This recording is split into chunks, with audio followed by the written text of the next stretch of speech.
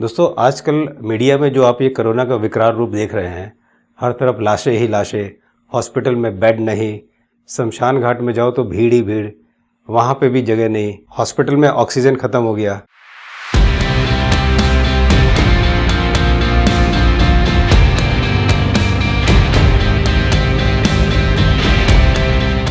दोस्तों हमारे देश की आर्थिक स्थिति कोरोना काल से पहले से बिगड़ी हुई थी और विदेशी कर्ज की वजह से हमारा देश धीरे धीरे गुलामी की ओर बढ़ ही रहा था, लेकिन इस बात को कभी मीडिया ने ना दिखाया और ना उस पर चर्चा की। दोस्तों हमारे देश की बेरोजगारी चरम सीमा पर थी और है।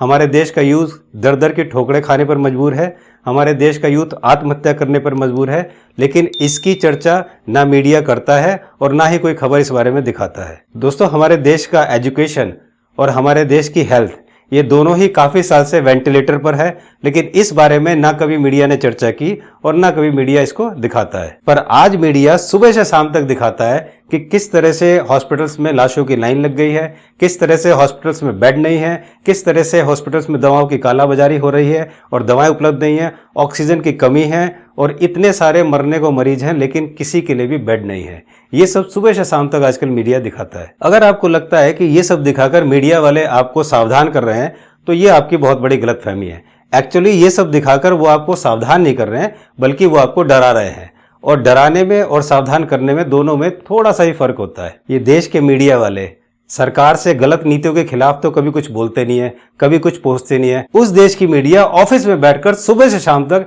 जनता के बारे में पता नहीं क्या क्या कहते रहते हैं, ये कर दिया, वो कर दिया, ऐसा हो गया। गाड़ी में बैठकर अगर आप गाड़ी में पति पत्नी बैठे हैं तो उनका चालान हो जाता है, लेकिन उसी मीडिया के एंकर आप देखिए खुले में, ये जो मैं आपको वीडियो दिखा रहा हूं, ये वीडियो 21 मार्च 2021 का है। यहां पर ये सबको इकट्ठा करके और ये यहां पर गोष्ठी कर रही है, क्या इसकी जरूरत थी?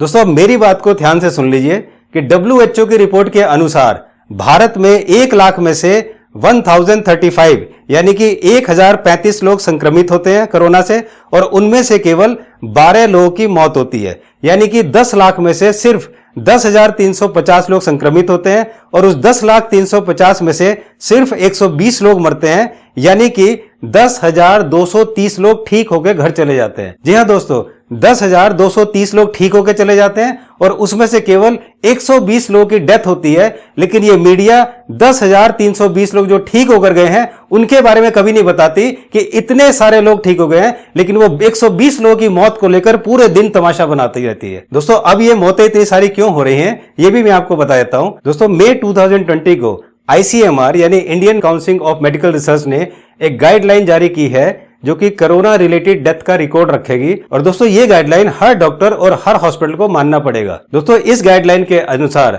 अगर कोई मौत होती है और उसका टेस्ट पॉजिटिव आया है तो उसको तो कोरोना में लिखा ही जाएगा, लेकिन अगर किसी का टेस्ट नेगेटिव भी आया है और अगर किसी की डेथ किसी और वजह से होती है लेकिन उसके सिम्टम्स कोरोना जैसे हैं तो उसकी भी गिनती कोरोना में ही होगी। जैसे कोरोना के सिम्टम्स क्या है? आंखों में जलन, सांस फूलना, बुखार होना, सांस में दिक्कत होना। तो ये जितनी भी परेशानियां इस तरह की है और नए नए सिम्टम्स रोज आ रहे हैं कोरोना के, तो जितने भी सिम्टम्स होंगे वो सारे कोरोना में आएंगे। अब मुझे 2019 में हार्ट की प्रॉब्लम थी तो मेरी सांस फूलती थी और मैं एकदम से हॉस्पिटल में भागने को तैयार रहता था। तो आप ये सोचिए, अगर हार्ट अटैक की वजह से मेरी डेथ हो जाती है तो मेरी भी गिनती कोरोना में ही लिखी जाएगी।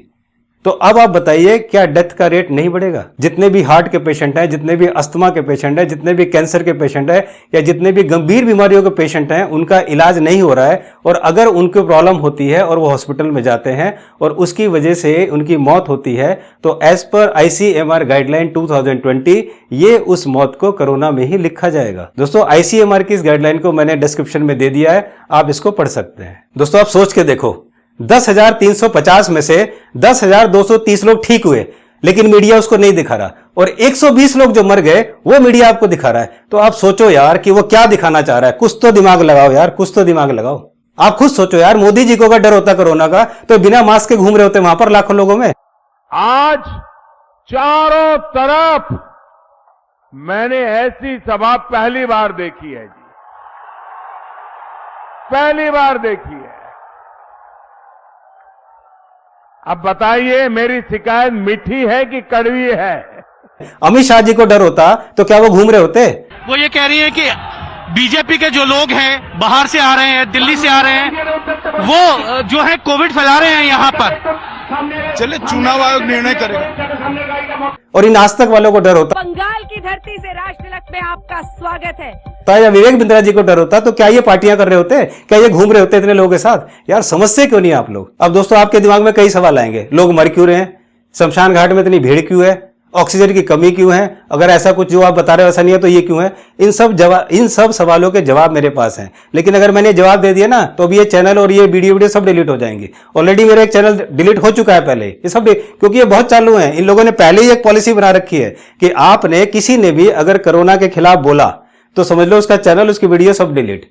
और चाहे तो ये पॉलिसी मैंने यहां लगा दी, आप इसको पढ़ लेना। तो दोस्तों मेरी आपसे रिक्वेस्ट है कि प्लीज आप इस पर ध्यान ना दें, कम से कम डरे ना। दोस्तों जैसे ही आप डरते हो ना आपका इम्यून सिस्टम डाउन होने लगता है, और अगर आपको इससे लड़ना है तो आपको अपने इम्यून सिस्टम को स्ट्रांग रखना पड़ेगा। आप अपनी इम्यूनिटी को स्ट्रांग रखो, डरने की बिल्कुल जरूरत नहीं है। दोस्तों मेरी आपसे रिक्वेस्ट है कि ना ही डरिए और ना ही किसी को डरने दीजिए। अगर लॉकडाउन किसी तरह का लगता है, किस तरह की चीजें होती है, तो फिलहाल आप उसको एंजॉय कीजिए। हमेशा दोस्तों से फोन पे बात कीजिए और इस कोरोना के बारे में नहीं, अपनी अच्छी अच्छी यादों के बारे में बात कीजिए।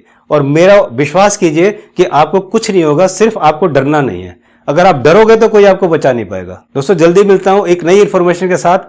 तब तक इस वीडियो को अपने दोस्तों यारों में सबको शेयर कीजिए और सबको कॉल करके बताइए कि डरने की जरूरत नहीं है, हम सब साथ में हैं। तब तक नमस्कार।